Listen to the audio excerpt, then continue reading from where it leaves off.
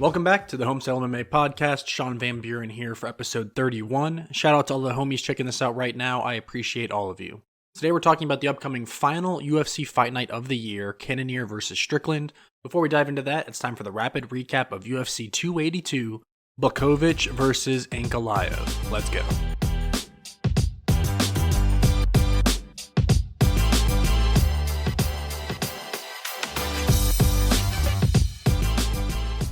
Ten straight finishes built up to the highly anticipated co-main and main event fights, with both fights leaving something to be desired with the results. Let's dive into it, starting with Cameron Saaiman versus Steven Kozlow. Newcomers making their UFC debuts, always exciting. Kozlow got an early takedown and started flowing on the ground into different positions. While flowing on the ground, Saaiman completed a sweep and got on top. Kozlow immediately went for a triangle choke from the bottom. It appeared that Kozlow was more skilled in these jiu-jitsu exchanges, and round one was very exciting with multiple submission attempts from each fighter. Great round one to Steven Kozlow in my opinion. Kozlow got another takedown in round two early and went for a guillotine choke. Saaiman got out of it, but the grappling war raged on. Saaiman ended up in top position, landed some ground and pound that turned over Kozlow, and then Saaiman took his back to work for the rear naked choke.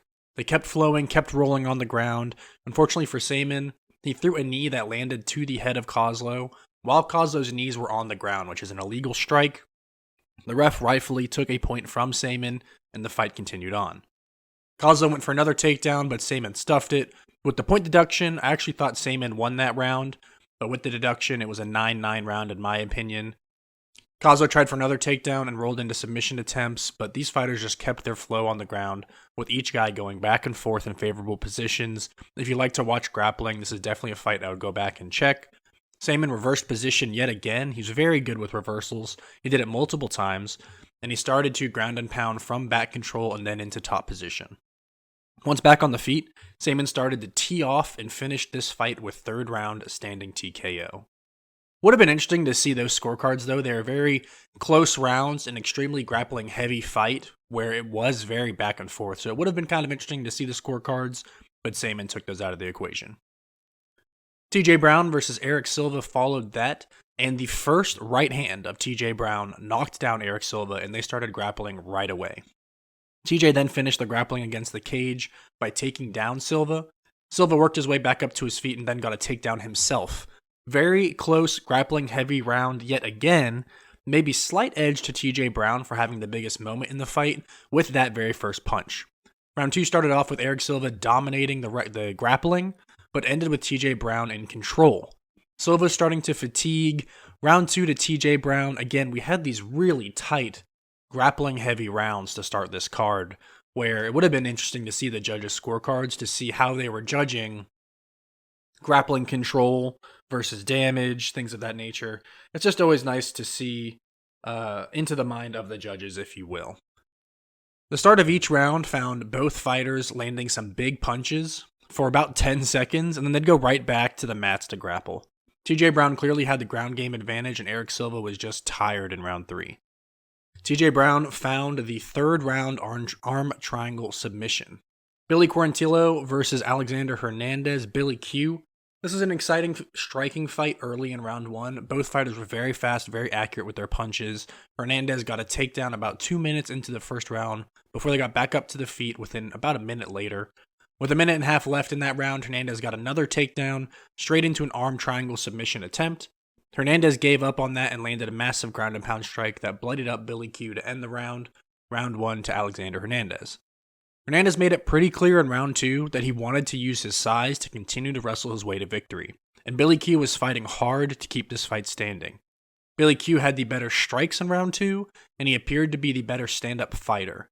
Billy then got an easy takedown, worked his way to the back for the ground and pound. Billy Q had all the momentum on his side, and Hernandez was just trying to survive.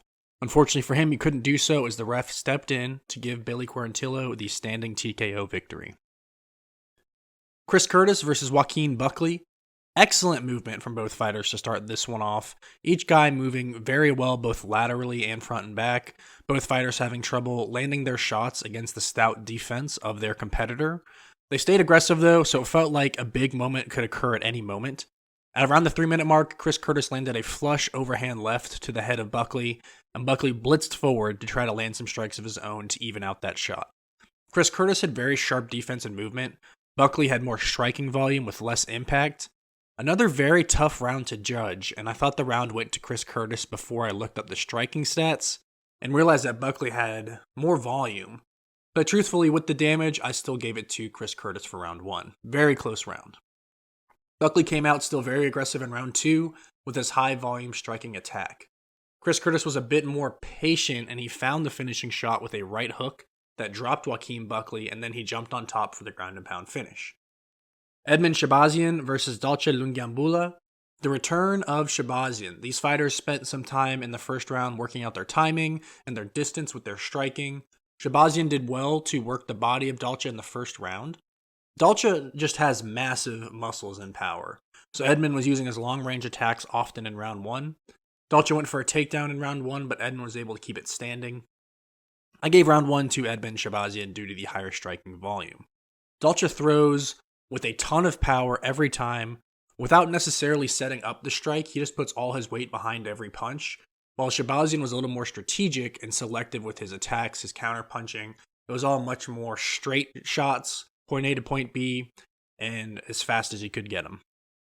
Edmund landed a flying knee to the head of Dalcha late in round 2, and Edmund poured on the strikes with a continuous onslaught. He just kept throwing strikes, and Dalcha was just trying to survive to the bell, but he couldn't before the ref stopped this fight as well. Edmund Shabazian by second round TKO. Jairzinho Rosenstreich versus Chris Daukaus.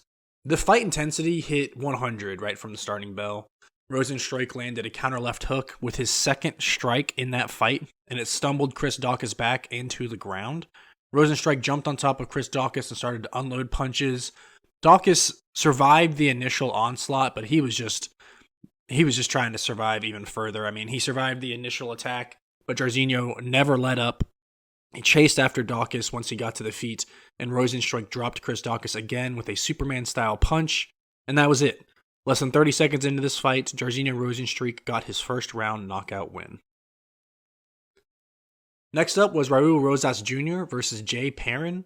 Rosas Jr. showed why he was the favorite right away. He got a slam takedown within a minute of this fight and followed it up with another quick takedown, all without releasing his grip. Once he grabbed a hold of his opponent, he did not let go. He was extremely tough to get rid of. Raul Rosas Jr. worked his way to the back, started going for a rear naked choke, with over 3 minutes left to work in the round. Perrin did a good job fighting the hands of Rosas Jr., but Rosas Jr. kept the pressure at 100 once he got that back of Jay Perrin. Raul Rosas Jr. kept going for the rear naked choke. He got it under the chin of Perrin and won this fight in the first round with over 2 minutes left by submission. Bryce Mitchell versus Ilia Topuria.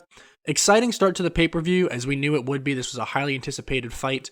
Both fighters mix in wrestling and takedown attempts. They both did so to start this fight, and they were pretty much able to keep each other standing at the beginning, and they exchanged sharp punches and kicks. Mitchell was shooting for takedowns from just way too far out, not covering them up in round 1, not setting them up, so Topuria saw them coming and defended very well. Mitchell needed to use his strikes to get to his takedowns to close that distance, get Ilia Topuria's guard up high so he could then drop for the takedown, and he was able to do so with 1 minute left in round 1. That really made things interesting because Mitchell was getting picked apart on the feet. The takedown and control time made the first round extremely close to score, but I did give it to Ilia Topuria. Bryce Mitchell looked tired in round 2. He started to fight a little bit sloppy. Ilia Topuria dropped Mitchell with a strong right hook and went to the ground after him. It probably would have been wiser to stay on the feet, where he appeared to have the advantage, but Ilia Topuria, I think he wanted to prove a point that he could go to the ground with Bryce Mitchell. Then in round 2, Ilia Topuria got the arm triangle submission win. Very, very impressive win for him on his resume. Darren Till versus Dricus du Plessis. Dricus challenged Till very early in this one after his long layoff from the octagon with a quick takedown. I told you in last week's episode of the podcast, I thought that if Dricus du Plessis, who doesn't wrestle a ton, decided to do so in this fight, there was a chance this fight was not going to be very close. It was a weakness of Darren Till that Till had been working on. It's just still not there yet. Dricus du Plessis had Darren Till trapped up against the cage, was just continually landing strikes against Darren Till, really laid into him. And Till was very patient, trying to find the right moment to get back up, but ultimately he was just standing there, taking damage without really successfully defending himself. Dreykus used a ton of energy in the first half of round 1 with his continuous onslaught of punches and kicks and knees, and then he got Till with another power slam takedown, took the back of Till, and went to work with ground and pound. Dreykus du Plessis then went for the rear naked choke and almost got the finish. They got back up to their feet, and Darren Till had some nice moments in the striking, but I think all that did was change my mind from being this a super rare 10-7 round 1 to a 10-8. The right eye of Darren Till was very swollen entering round 2, but Dreykus looked visibly fatigued from his massive striking output in the first round. Even with all of the damage that Till took in round 1, he looked fast, sharp with his striking in round 2. Dreykus du Plessis got a desperation takedown in the middle of the round before they came back up to the feet. Darren Till did a fantastic job on the feet with his striking, which we've seen before from him, but Dreykus got another takedown in round 2 with 1 minute left. It's just the wrestling defense of Till is really lacking in today's MMA game. Till, it's just a massive hole in his game. He needs to keep working on it. Dreykus almost got the footlock submission to end the round, but Till survived to the bell. Round 2 to Till, I gave it because of the striking. Honestly, it was pretty close though. Dreykus made it closer with his wrestling. The commentators were debating 10-8s versus 10-9s for Dreykus in round 1. I thought it was a pretty clear 10-8 for Dreykus du Plessis. Either way, the winner of round 3 would be very important to the outcome.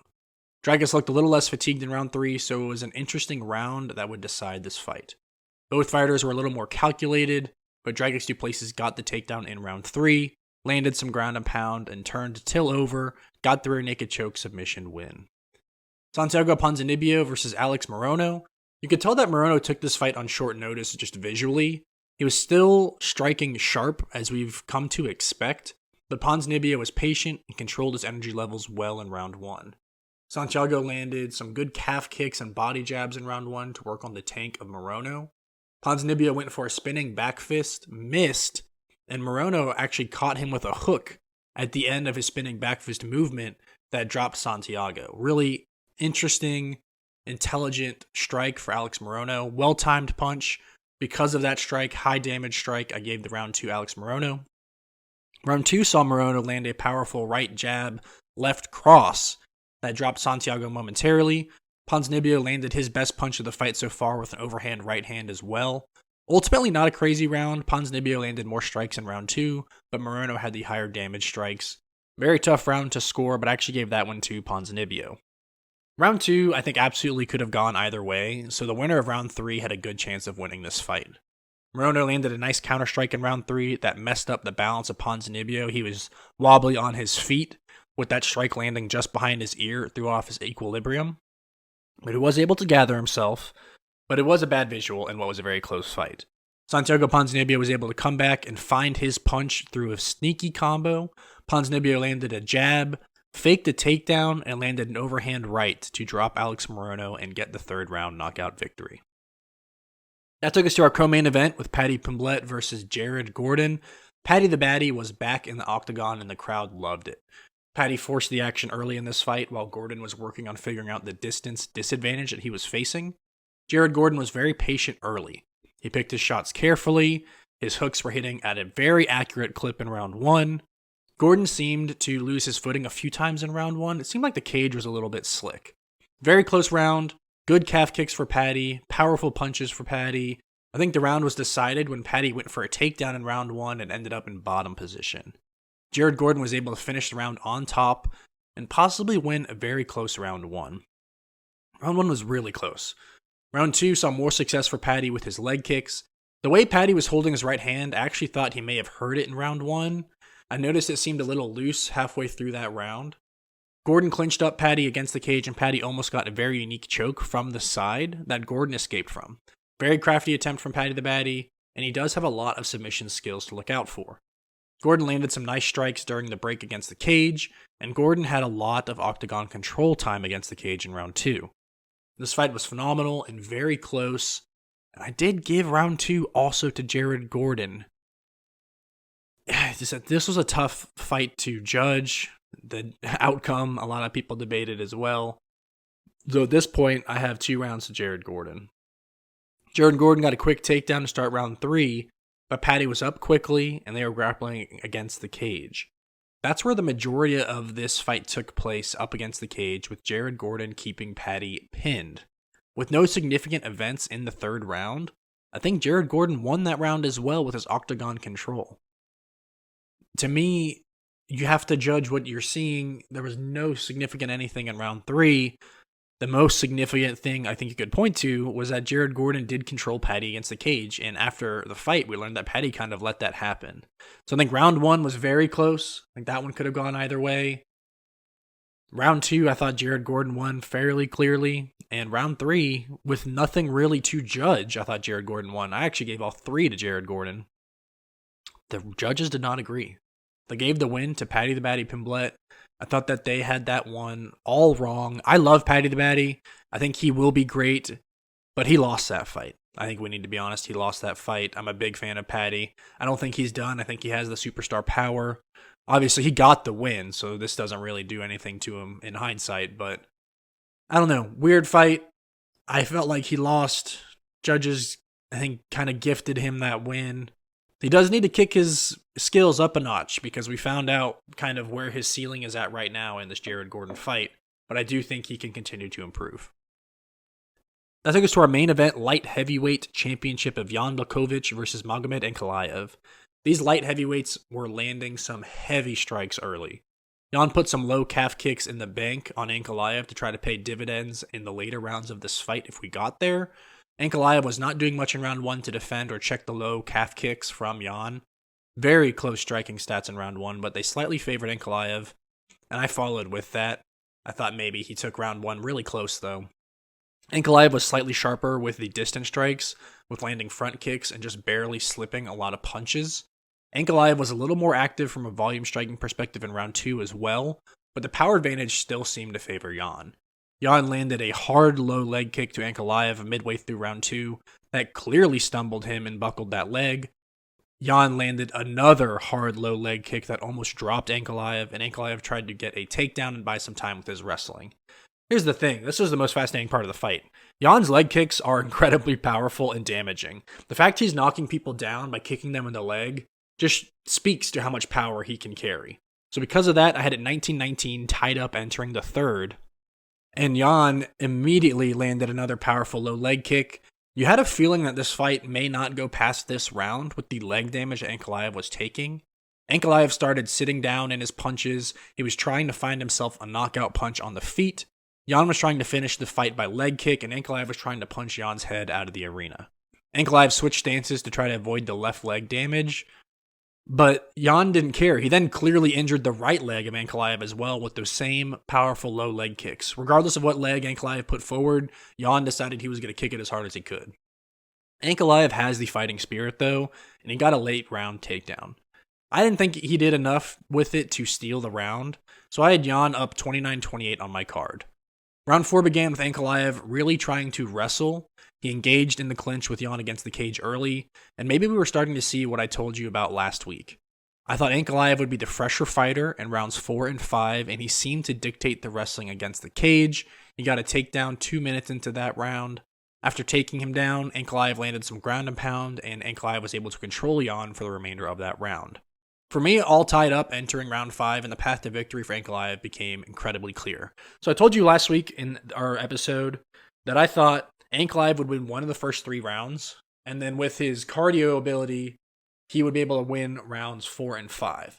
In my opinion, that is what we saw. Round 5 began, and Ankalaev just ran into Jan, knocked him over to get a takedown in top position. Based on what we saw in the previous round, this fight was over. And it actually played out exactly like I told you it would last week, just like I said. Ankalaev won rounds 4 and 5 with his cardio.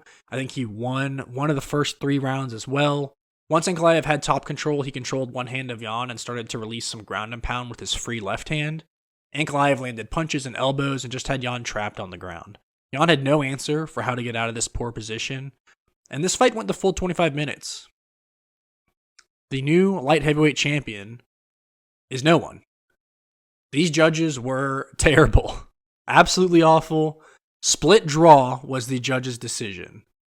I feel like that was absolutely wrong. I think you could have given Ankalaev a 10-8 in the last round. I gave him a 10-9. But regardless, I gave Ankalaev 3 rounds and Jan 2. The fact that I think you could have given Ankalaev a 10-8 in one of those rounds that he won speaks even further to the fact that I thought he won. Crazy stuff. Terrible judges. They should be interrogated, fired. I don't know. I'll say it. Just crazy, honestly. I guess my biggest takeaway was, can we just give the belt back to Jiri Prochazka and pretend like none of this ever happened? Weird pay-per-view. It was still a great card. I want to make that very clear. Every fight ended as a finish until the co-main and main event, where, thank God, we didn't need the judges much on Saturday because they kind of seemed all over the place. So, weird end to the night, which I know no one wanted to see. But overall, it was a good card for everybody, and we'll have a new light heavyweight matchup coming up in 2023. That wraps up our rapid recap. Let's take a look at our bets.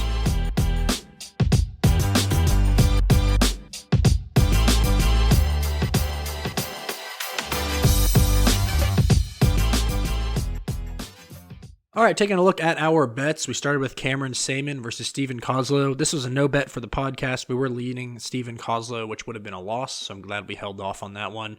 Vinicius Salvador versus Daniel Da Silva. Vinicius Salvador by finish was never available, so that was just voided. TJ Brown versus Eric Silva. We had Eric Silva moneyline minus 105. That bet was a loss. Billy Quarantillo versus Alexander Hernandez. We had Billy Q moneyline minus 165 for the win. For the UFC prelims, we had Chris Curtis versus Joaquin Buckley. We had Buckley moneyline minus 155 for the loss. Edmund Shabazian versus Dalche Lungiambula. We had Edmund Shabazian by finish for minus 110 win. Raul Rosas Jr. versus Jay Perrin was a no bet for us.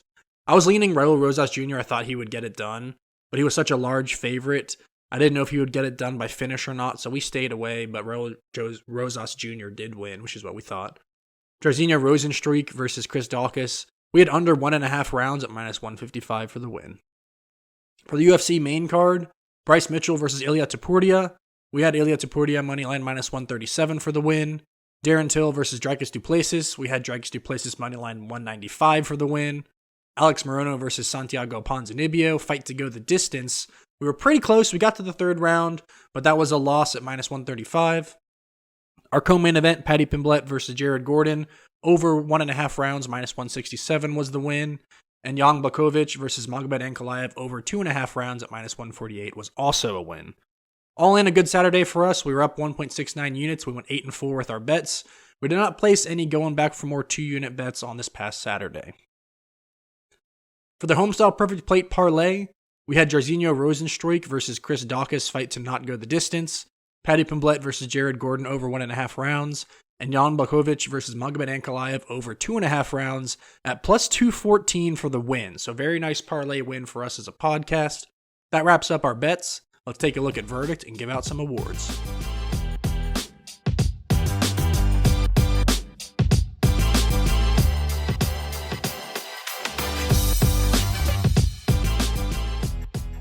Another good night on verdict for us with a silver medal earned for the podcast. We finished in the top 40% of predictions.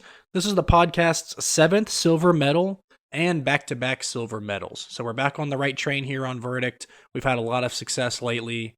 Truly love the app. I recommend you all go check it out. Like I said, we picked every correct fighter who won, except I guess the championship. I had Magomed Ankalaev by decision, which should have hit, probably would have put us into a gold medal, but again, the very strange judging left that one as a loss for us. Luckily, I had only 100 experience points on there. It was very low confidence, but that still would have been a nice hit for us. For the Homestyle MMA Podcast Awards, we're giving out 3 because this was a pay-per-view. The Smooth Buttery Biscuits Early Prelims Performance of the Night. For me, this was the toughest award to give out from the 3 today. I am going with Billy Q, Billy Quarantillo, for his second round knockout win. Our Mac and Cheese UFC Prelims Performance of the Night, we're going to Raul Rosas Jr. Absolute domination on his way to his first round submission win at only 18 years old and still in high school. And our Chicken and Dumplings UFC Main Card Performance of the Night, we're going with Ilia Topuria for his second round submission win over another talented submission fighter in Bryce Mitchell. That wraps up our entire recap of this past Saturday. Let's look forward to our upcoming UFC fight night.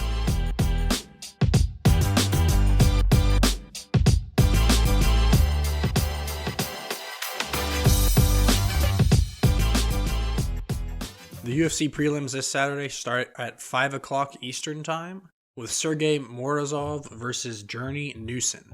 Sergey is coming off of a win and is 2-2 in the UFC, each loss coming by submission. Newson comes in with a UFC record of 1-2-1. For a guy with a very average submission game for a UFC fighter, Sergey Morozov goes for a ton of takedowns. It's gotten him in trouble in the past, but Newson is not an aggressive submission fighter, with only 3 submission wins. I think Sergey Morozov can wrestle and ground and pound his way to a win here, but he does get caught in the occasional submission. I'm staying away from this one from a betting perspective, but Sergey should win. David Dvorak versus Manel Kape. I think that we're in for a treat with this fight. David has finished 16 of his 20 pro wins, evenly split knockouts and submissions, and Manel has finished 16 of his 17 pro wins, with 11 of those by knockout. Dvorak lost his last fight but is 3-1 in the UFC. Kape lost his first 2 UFC fights before getting back-to-back first-round knockout wins. This fight is so interesting because I think David Dvorak is the more skilled fighter on the ground, although I think he will try to keep it standing, and Kape is maybe the more skilled striker on the feet, but he may go for the occasional takedown.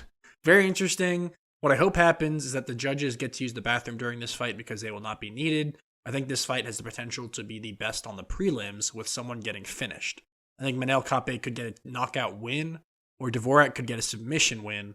I'm currently leaning David Dvorak since he has been more active because Kape hasn't fought in a year in the octagon. What I like most is for this fight to end by finish. Next is Brian Battle versus Renat Fakhretdinov. Battle is an inch taller with 3 inches longer in reach. Battle has stormed onto the UFC scene with his Ultimate Fighter victory and subsequent 2 UFC wins. He faces a very tough task of fighting the 19-1 Renat, who won his UFC debut in his last fight. In that fight, Renat completed 5 of his 10 takedowns for 13 minutes of control time to cruise to a decision victory. Renat is a wrestling machine.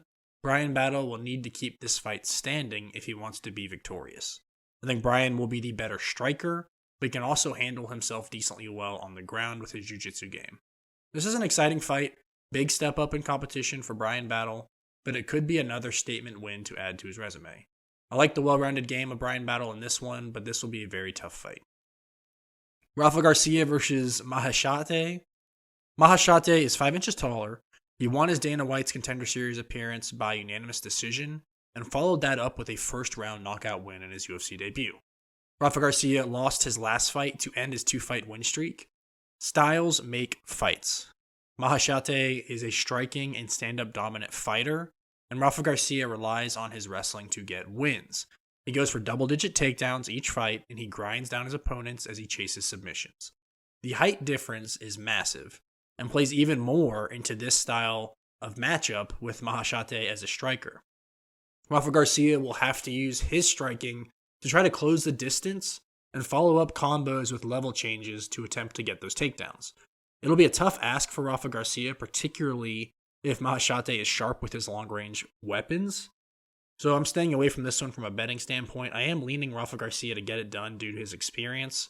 But this is going to be a tough fight. Should be fun for the fans. Said Nurmagomedov versus Saidyokub Kakhramonov. Said comes into this one on a 3-fight win streak. He's 5-1 in the UFC and really an excellent striker. He has a very heavy kicking attack, high, low, mid. He can throw those kicks fast from a bunch of different angles. Another matchups make fights situation. Said is an outstanding striker with an all-time great MMA grappler in his family. Saidyokub is an extremely wrestling-heavy MMA fighter. He's 2-0 in the UFC, having completed 12 for 23 takedowns, 13 minutes of control time, and 4 submission attempts in those appearances. In that first fight, though, he faced a fighter who really struggles with wrestling, and he was manhandling that guy, so a lot of those stats are kind of boosted because of that fight. This will be the hardest matchup for Saidyokub yet, and I just think that Said Nurmagomedov is starting to get rolling in the UFC. I think it will be a grueling fight that goes the distance, but look for Said to outpoint Saidyokub to victory while stuffing just enough takedowns to keep this fight mostly standing. Julian Marquez versus Deron Winn. This is going to be a very tough fight for Deron Winn. Julian Marquez is 8 inches taller, and he has a 2-inch reach advantage. Julian has finished all of his 9 wins with 6 by knockout and 3 by submission. He lost his last fight and is 3-2 in the UFC. Julian Marquez is a talented jiu-jitsu fighter, and Deron Winn's strength is wrestling. Winn has struggled lately, though, losing his last fight and going 1-3 in his last 4 fights. When I look at this matchup, Julian Marquez has too many ways to win this fight. I think he'll dominate the striking on the feet with his height and reach advantage. And then he has plenty of submission attempts, submission capabilities on the ground if Winn does work his way inside to get the fight to the ground via takedown. I don't know. Deron Winn, he seems like a really nice guy. His build puts him at a big disadvantage in a lot of fights, though. He's a shorter guy, big guy, but just being short for the weight class makes it tough when you want to wrestle because you have to cover a lot of ground. Julian Marquez gets it done here, in my opinion. Jake Matthews versus Matthew Semelsberger. Another, I think, very fun fight. Matthews won his last fight after a tough loss that ended his 3-fight win streak. Semelsberger lost his last fight that ended his 2-fight win streak. These fighters have similar styles. Jake Matthews looked phenomenal in his last fight. He outstruck and power punched a knockout specialist. While I think that we were in for a barn burner here, I think Jake Matthews is just at a higher level of his game right now compared to Matthew Semelsberger. But this should be a nice fight. This is one you're going to want to circle and make sure that you don't miss. Our final prelim matchup finds Cheyenne Vlismas versus Corey McKenna. Corey McKenna finally fights someone her height. She's very small, but she still gives up a massive 4.5-inch reach disadvantage. She won her last fight by submission, and she's 3-1 in the UFC. Her only loss was by split decision. McKenna uses a very wrestling-heavy attack to take her opponents down, work towards control, ground and pound, submissions if they become available. She's a very patient and smart fighter on the mats. Cheyenne won her last 2 fights to avenge a loss in her UFC debut. She earned a spot on the roster from Dana White's Contender Series. She's looked very impressive in her last fight, unleashing a ton of punches and stopping all 5 of her opponent's takedowns. That will be key in this matchup. In Cheyenne's one UFC loss, she did, though, give up 4 out of 5 takedown attempts and almost 10 minutes of control time. So what that tells me is she's fought a range of wrestlers. If she can keep it standing, she can probably strike her way to victory. If you can get her down, you can keep her down and get the win. So it depends on which Cheyenne we're getting in this fight. If McKenna can get those takedowns, then this will be an easy night in the office for her. If Cheyenne can keep this fight standing, I think she'll strike her way to a decision win. I'm staying away from this one gambling because I think it is a very close fight, but I am leaning Corey McKenna to use that wrestling to victory. That wraps up our UFC prelims. Let's take a look at the UFC main card.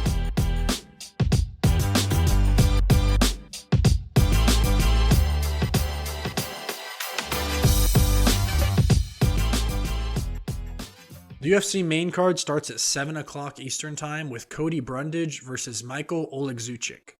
Brundage is on a 2-fight win streak, both by finish, and he has won 3 of his last 4 fights. Michael won his last fight by knockout and has also won 3 of his last 4 fights. This is an interesting stylistic matchup because Michael has a clear disadvantage on the ground with a 1-3 submission record, but he's 12-2 by knockout. He's a very good striker, while Brundage is a little bit more of a well-rounded MMA fighter. This fight has a path to victory for both fighters, in my opinion. If Michael can keep this fight on the feet, then I think he can easily outstrike Cody Brundage to victory. If Brundage can complete a takedown a round, just one a round, then I think that he will easily win this fight and possibly submit Michael on the ground. I actually think that Brundage will hang around on the feet just enough to find those takedowns, so I'm taking the underdog Cody Brundage to get the upset, possibly by submission. Drew Dober versus Bobby Green. Green's 2 inches taller with an inch in reach advantage. He's coming off of a first-round knockout loss to the current lightweight champion, and he's only won 2 of his last 5 fights. He did take that fight on short notice, I want to add as well. Bobby Green is a super high-volume striker, while Drew Dober has a bit more pop in his hands. Dober's on a 2-fight knockout win streak that ended a 2-fight losing streak that found him being out-wrestled to defeat. Green will be a little better on the ground, but lately he's really fallen in love with his striking. If Green goes back to his wrestling, then I think he'll find more success in this fight. If Green tries to stand and strike with Drew Dober, then I think that this will be a much closer fight with Drew having the opportunity to end this fight by knockout. I think that this will be a great fight. I'm leaning Drew Dober to win, and I do think this fight goes over 1.5 rounds. Next up is Alex Caceres versus Julian Erosa. Erosa's 3 inches taller. Caceres lost his last fight to end a 5-fight win streak. Caceres is an interesting fighter because he's a volume striker, but he likes to play the jiu-jitsu game on the ground, and that does get him in trouble sometimes with a 7-7 submission record. Julian Erosa has won 3 straight fights, and he's fairly well-rounded in MMA. He has 11 knockout wins and 12 submission wins. He has been knocked out 6 times before, but I don't think he has to worry about knockout power from Alex Caceres. Caceres is more of a point-striking fighter, and I think Erosa will have the advantage on the ground.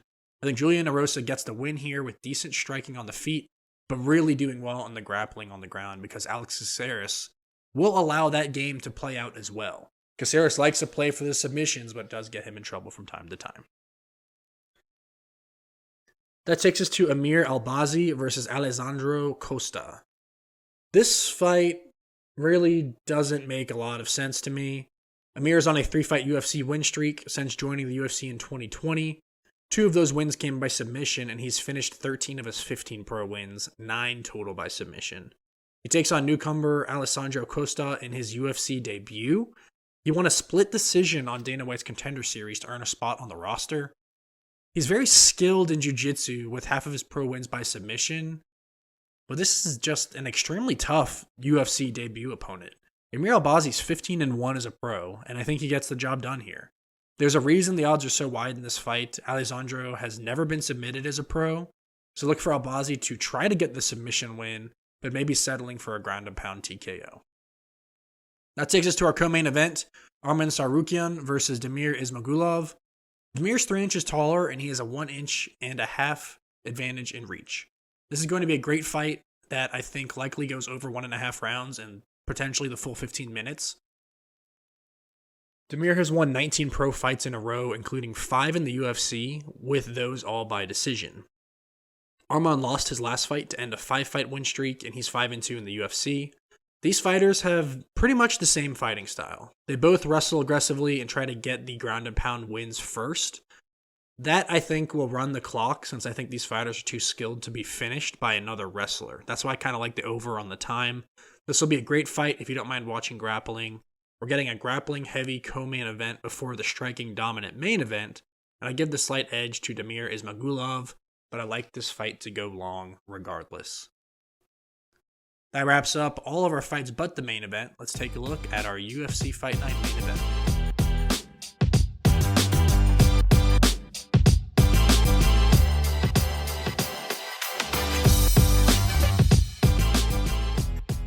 We have a really good UFC Fight Night main event here in the middleweight division. Jared Cannonier versus Sean Strickland. Strickland's 2 inches taller. He's coming off of a first-round knockout loss to the current middleweight champ, Alex Pereira, which ended a 6-fight winning streak. Strickland boasts an impressive 25-4 record. Although known for his extremely high-volume striking in this division, he will mix in the occasional takedown as well, and he'll be smart to do so in this fight.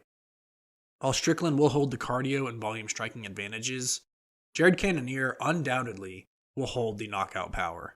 10 of his 15 wins have been by knockout. Cannonier used to fight at heavyweight, then light heavyweight, now at middleweight. He still carries that power around with him, even though he's lost some weight. 10 of those 15 wins, like I said, have been by knockout, with his last fight ending in a loss to the former middleweight champ, Israel Adesanya. These fighters are trying to win their way back into title contention. Typically, I would say that this is a fairly easy fight for Cannonier because he holds the one-punch knockout power and he only needs to find that strike once. But he struggled a little bit with that unique striking of Adesanya in his last fight, and Strickland brings a strange punching cadence and odd angles with his strikes as well.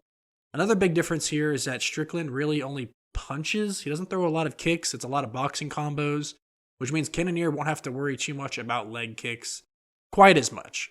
Don't get me wrong, Strickland will throw some, but they're more just like touching the leg. He's not throwing to really injure the leg that much. He is truly a volume striker. At the end of the day, I think we're actually looking at a fight that could go either way, like the odds suggest. But I do like this one to go long, likely over 2.5 rounds. It's going to be tough. Cannonier, I think, could find that knockout in any round 1 through 5. but the volume striking of Strickland is going to put Strickland ahead every round in the striking totals.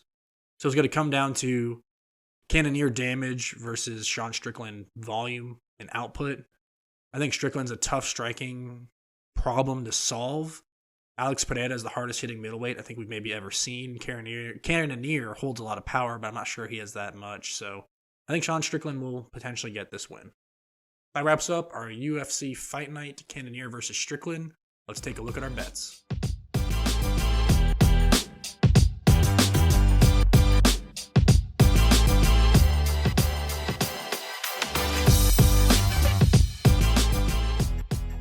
As always, please bet responsibly. If you have a gambling problem, call your state's hotline. All right, we're starting off with the UFC prelim matchups. I'm just going to go ahead and say this up front, everybody. We have a lot of stuff where I'm looking at unique lines, round overs, fights not go the distance, whatever it might be.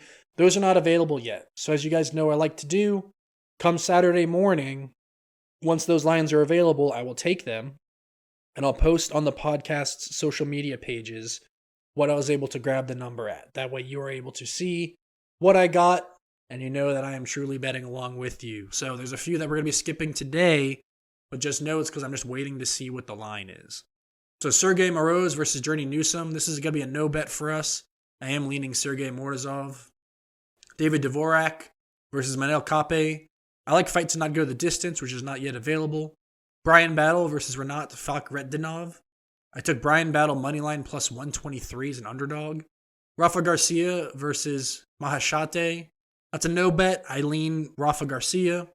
Saeed Nurmagomedov versus Said Yokub Kakramanov. We went with Saeed Nurmagomedov moneyline minus 118.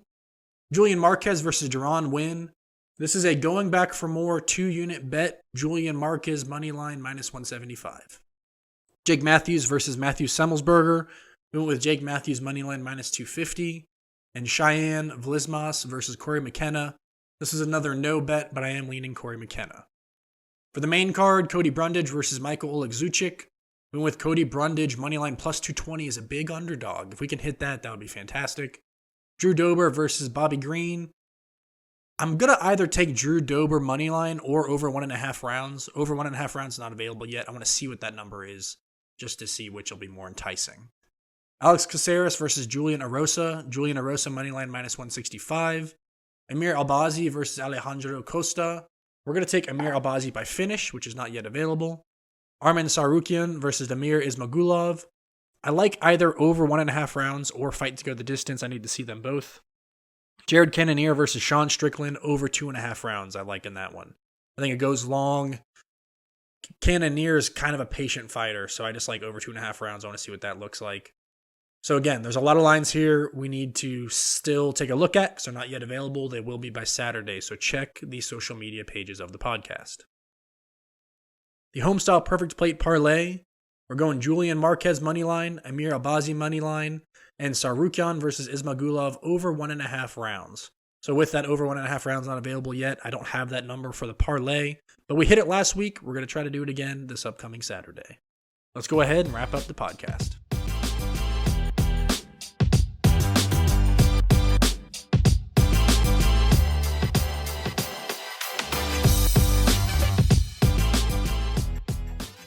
As always, please bet responsibly. If you have a gambling problem, call your state's hotline. I'll be posting my verdict scorecard predictions and alternate line bets prior to the events on social media for the podcast. Please go follow at the Homestyle MMA Podcast on Instagram, Facebook, and YouTube, and at Homestyle MMA Pod on Twitter. Check out the HomestyleMMAPodcast.podbean.com for additional information about the podcast. I'll continue to grow content on social media as we get further into this podcasting journey. If you enjoyed today's podcast, please subscribe, like, comment, and review. Next week, we'll do a rapid recap from this card and talk a little bit about our end-of-year recap. Probably a little bit shorter of an episode next week. Till next time, this was Sean Van Buren on the Homestyle MMA Podcast. Y'all have a good one.